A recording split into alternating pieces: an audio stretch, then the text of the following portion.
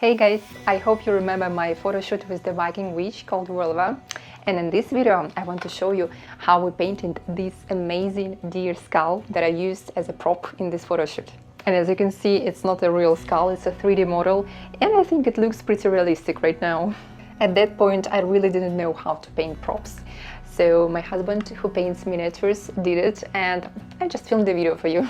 So the first step is post-processing of a 3D object, because when it's just printed, the surface is very rough and uneven, and if you start painting straight away, the paint application won't look very nice. There are many techniques for cleaning and preparation, but in our case, what we had to do first is to mask the crack on the skull.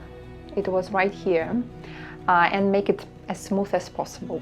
So we took a modeling paste and mixed it with the diluent to make the paste thinner and a bit more creamy. You might need to apply several layers depending on the condition of your model. Let it dry between applying layers and wait until it's completely dry afterwards. The next step is sanding. You can also use different tools for that, for example rotary tools like Dremel. But for this skull, simple sanding sponges were enough. Sand your model and make it as smooth as you can, basically depending on how much patience you've got. So after this, the skull was finally ready for painting. We used an airbrush here for more smooth application, but of course, if you want, you can use your regular brushes. And we start with priming the model with the color that is closest to the shade we want to see on the final product. In our case, it should be some bone color. This primer is even called Bone Charm. If you paint your model with different colors, it's better to wrap its parts with a cling film to avoid painting unnecessary parts. Here we leave out the horns to paint the head first.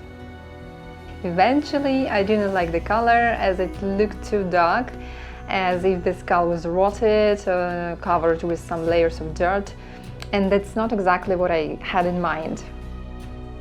So we changed the colors and made them lighter.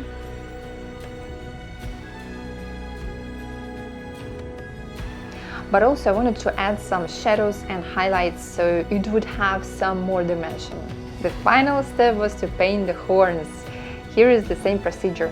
We rub the painted hat to avoid messing up the colors and spray the paint with an airbrush. As we decided to make it look like a gradient, the airbrush was actually the best solution, because it allows you to dispense the paint gradually and very smoothly. The final shade of the skull is a bit different though, because I'm a perfectionist, and after the work had been finished, I just realized that not really the color that I wanted, and my husband repainted it a little bit and weathered it afterwards.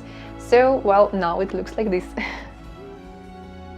And also after the photo shoot it got really dirty because I had like black paint on my hands and it touched the skull a lot.